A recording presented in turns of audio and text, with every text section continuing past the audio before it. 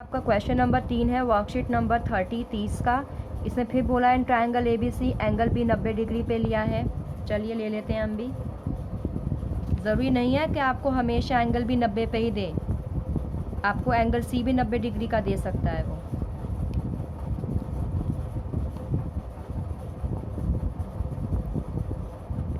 यहाँ पे एक आपने ये राइट एंगल ट्रायंगल बना लिया, ठीक है। एंगल B 90 डिग्री का है तो एंगल B यहाँ लिख लिया 90 डिग्री का। अब देखते हैं क्या उसने आगे कोई और वेरिएबल का जिक्र किया है। हाँ किया है। If sine A, angle A की बारे में बात हो रही है तो मैं यहाँ पे A ले लूँगी इसको A, और AB ट्रायंगल ABC है तो C बच गया, C मैंने ऊपर ले लिया। ये एंगल की बात है तो मैंने यहाँ पे ये लाइन लगा दी, निशान लगा दिया। अब मुझे यहाँ पे क्या दिया है, साइन A अगर 3/4 है तो यहाँ पे सॉल्यूशन है ये आपका साइन A कितना है मेरे पास 3/4, ठीक है 3/4। और मुझे पता है, यहीं से देख लेती हूँ मैं, यहाँ लाइन नहीं करती। सोना चांदी तोलों पे सोना क्या है P/H, P मतलब परपेंडिकुलर और ये हाइपोटेन्यूस, और P मतलब BC और हाइपोटेन्यूस मतलब AC। तो BC कितना है मेरे पास 3x और AC कितना है 4x। अब मैं बेस निकाल लूँ, बताओ किससे निकालूँ, पाइथागोरस थ्योरम से। Very good, Pythagoras theorem. क्या बनेगी आपकी, हाइपोटेन्यूस स्क्वायर यानी AC स्क्वायर, परपेंडिकुलर स्क्वायर यानी BC whole square plus base square, base मतलब AB होल स्क्वायर। यह आपका बन गया है पाइथागोरस थ्योरम का फॉर्मूला, ठीक है। अब AC की वैल्यू कितनी है 4x, 4x square plus BC की वैल्यू कितनी है 3x होल स्क्वायर, और AB आपको निकालना है तो 4 का स्क्वायर 4 चौक 16 x square, 3 square 9x square, और AB आपको निकालना है तो 9x स्क्वायर यहाँ प्लस का है तो यहाँ जाके माइनस का बन जाएगा, 16x square minus 9x square plus equals to AB whole square, ठीक है। अब 16 में से जब आपके 9 जाएंगे 10 11 12 13 14 15 16, 7 बचा तो आपका आ गया 7x square AB whole square, ठीक है। ये आपका। अब उसके बाद ये मैंने आपको बताया था कि जो इस रूट ये स्क्वायर है हट के यहाँ पे रूट लग जाता है, तो ये आपका 7x स्क्वायर रूट लग गया, ये AB आ गया, ठीक है। और जो AB की वैल्यू है वो क्या आएगी मेरे पास, देखो 7 तो अकेला है रूट के अंदर, तो 7 तो रूट के अंदर ही रहेगा। x स्क्वायर के जोड़े हैं, कैसे देखो 7 इंटू x इंटू x, तो मेरे पास AB कितना आ गया, ये x में जोड़ा एक x बाहर ले लूँ और √7, ये मेरा क्या आ गया AB आ गया, x √7। आप इसको ऐसे भी लिख सकते हो और AB √7x ऐसे भी लिख सकते हो। बस x को आपको रूट के अंदर नहीं लिखना है, चाहे तो √7 के बाद लिख दो और चाहे √7 के पहले लिख दो। मैं प्रेफर करूँगी कि आप √7 के पहले लिखो, क्योंकि जल्दबाजी में कई बार हमारे साथ ऐसा क्या होता है कि हम जब √7x लिखते हैं तो ये लाइन हल्की सी आगे बढ़ जाती है, और जब ये लाइन आगे बढ़ जाएगी तो √7 तो है ही, √x भी बन जाता है, मीन्स x भी रूट के अंदर आ जाता है, ठीक है। तो जो इसका सही तरीका है लिखने का वो ये है कि आप x को पहले लिखो, जो रूट में रही है चीज़ वो हमेशा पहले लिखो, और जो रूट में वो तो रूट में लिखी ही जाएगी आपकी। अब फिर आकर तीनों चीज़ें आ गई।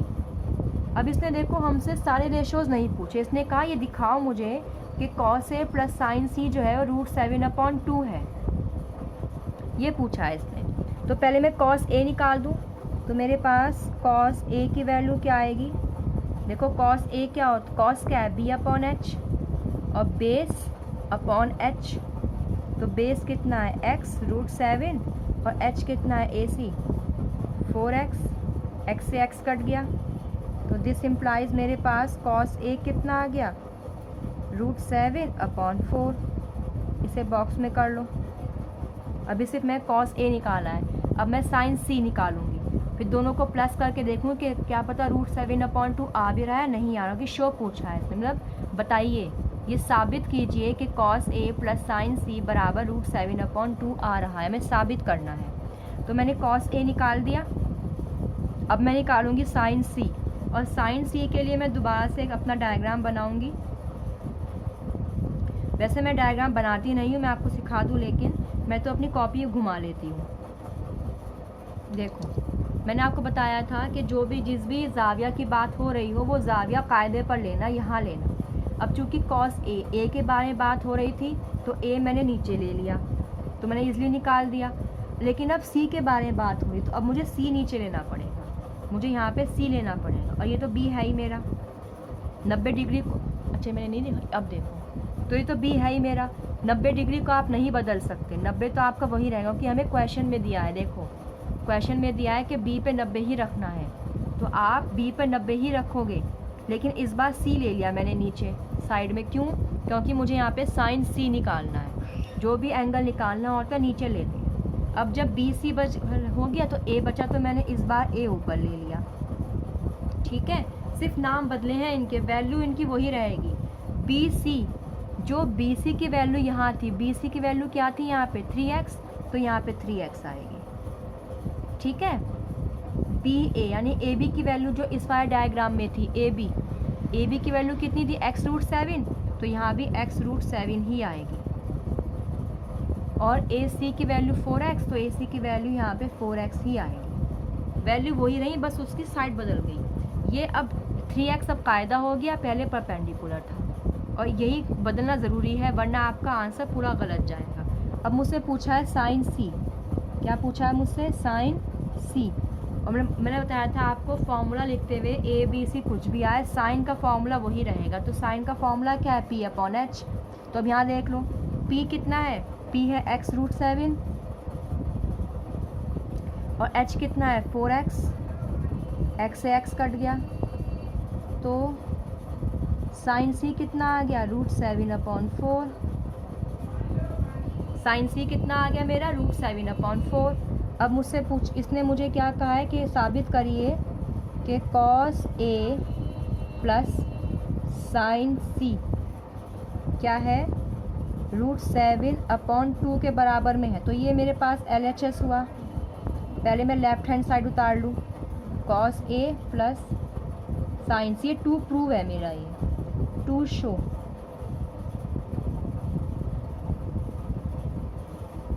ये कट गया, 2 है, लेकिन 2 शो के लिए जब कभी कोई चीज़ दिखानी होती है, मैंने बताया आपको हमेशा, पहले आप लेफ्ट हैंड साइड लेके चलते हैं, फिर राइट हैंड साइड लेके चलते हैं, फिर उन्हें बताते हैं। तो left hand side cos A + sin C है, वैल्यू रख दो cos A की वैल्यू कितनी है, √7/4, और sin C की √7/4, तो 2 बन गए, 2 × √7/4, तो 2 एकम 2, 2 दूनी 4, कितना बन गया, √7/2। और राइट हैंड साइड क्या है मेरी, राइट हैंड साइड क्या है, √7/2। तो इसका मतलब क्या हुआ कि left hand side equals to right hand side, hence showed.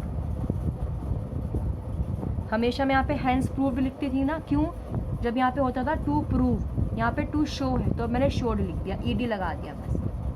दोबारा बता देती हूँ क्वेश्चन ये वाला, देखो क्या क्वेश्चन था, एक ट्रायंगल था ABC, एक ABC ट्रायंगल बनाया आपने, हमें कहा गया कि B पर ही 90 डिग्री लो, तो मैंने B पर ही 90 डिग्री लिया, और यहाँ पे A की बात हो रही तो मैंने यहाँ पे कायदे पे A एंगल लिया। जिस भी एंगल की बात हो हमेशा कायदे पे लेना चाहिए।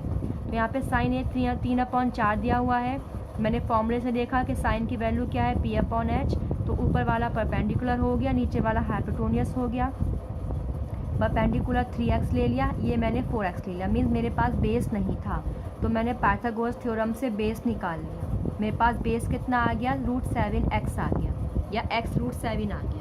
अब मेरे पास तीनों साइड आ गई। अब जो भी मुझसे पूछा जाएगा मैं उसका जवाब दे सकती हूँ। तो cos A है तो मैंने cos A लिख दिया, ठीक है। कॉस ए मुझे पता है क्या होता है, बी अपॉन एच, तो मैंने बी अपॉन एच लिया। कैसे लिया, बेस अपॉन एच, यानी x root 7 upon 4x। X से एक्स कट गया, क्या बचा, रूट 7 अपॉन 4 बचा। इसको मैंने एक बॉक्स में रख दिया, अभी इसका इस्तेमाल नहीं करा। अब उसने कहा साइन सी भी है इसमें, तो साइन सी निकालूंगी। क्योंकि आप देख सकते हैं कि यहाँ पे ए था, यहाँ पे सी था, एंगल चेंज हो गए, तो मुझे डायग्राम भी चेंज करना पड़ेगा। क्यों करना पड़ेगा चेंज, यहाँ पे सी पे ऐसे लगा, डायग्राम भी चेंज करना पड़ेगा। क्यों, क्योंकि जिस भी एंगल की बात होती है वो एंगल हमेशा कायदे पे लेते हैं, बेस पर लेते हैं। तो अब मैंने यहाँ पे सी ले लिया, बी को चेंज नहीं किया क्योंकि बी क्वेश्चन में दिया गया है कि बी 90 ही होगा, तो बी को मैंने चेंज नहीं करा, सी लिख दिया। अब बी और सी आ गया तो बचा ए, तो ए मैंने ऊपर लिख दिया। अब जो नाम यहाँ थे वही नाम वहाँ है, ए बी मेरा एक्स रूट 7 था, तो ए बी इसमें ये है, तो ये भी एक्स रूट 7 ही बनेगा।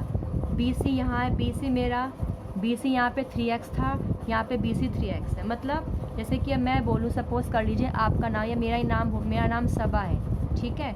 अब सबा ही रहेगी, सबा मैथ्स ही पढ़ाएगी, चाहे वो 8th क्लास में पढ़ाए, चाहे वो 10th क्लास में पढ़ाए। ऐसे ही बी सी आपका 3x ही रहा, चाहे वो परपेंडिकुलर बन गया हो और चाहे वो बेस बन गया हो, बी सी की वैल्यू 3x ही रही, ठीक है।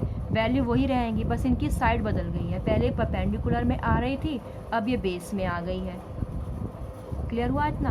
तो मैंने यहाँ पे साइन सी की वैल्यू निकालनी, वो मेरे पास रूट 7 अपॉन 4 आ गई इस वाले डायग्राम से। साइन सी के लिए मैं ये वाला डायग्राम लूँगी और कॉस ए के लिए ये वाला डायग्राम लूँगी। क्यों, क्योंकि इसमें ए का जिक्र हो रहा है, इसलिए ए के लिए मैं ए का लूँगी और सी के लिए मैं सी वाला डायग्राम लूँगी। अब देखते हैं मुझे करना क्या है। तो यहाँ पे टू शो है, मुझे साबित करना है कि कॉस ए प्लस साइन सी कितना है, रूट 7 अपॉन 2 आ रहा है। जब कभी कोई भी चीज़ साबित करनी होती है तो आपको पता होता है कि पहले लेफ़्ट हैंड साइड लेकर चलते हैं, फिर राइट हैंड साइड लेकर चलते हैं, दोनों अगर बराबर आ गई तो यानी कि आपने साबित कर दिया। इन दोनों को हमेशा कभी बराबर साथ लेके नहीं चलना चाहिए, ये मैं कई बार आपको बता चुकी हूँ। तो पहले मैंने लेफ़्ट हैंड मीन्स जो आपके उल्टे हाथ पे है, देखो उल्टे हाथ पे ये लिखा है, तो पहले लेफ़्ट हैंड साइड उतारी मैंने, कॉस ए की वैल्यू यहाँ से लिखी, साइन सी की वैल्यू यहाँ से लिखी, root 7 upon 4 plus root 7 upon 4 दोनों सेम, 2 बार आ गया, 2 से ये 4 कट गया, आपका रूट 7 अपॉन 2 आ गया। फिर राइट हैंड साइड देखा मैंने, राइट हैंड साइड आपकी जब मैंने चेक की वो रूट 7 अपॉन 2 ही थी, तो इसका मतलब क्या हुआ कि लेफ़्ट हैंड साइड आपकी RHS के बराबर आ गई, मतलब आपने साबित कर दिया जो आपसे पूछा गया था। ठीक है, कर लीजिए क्वेश्चन वाला।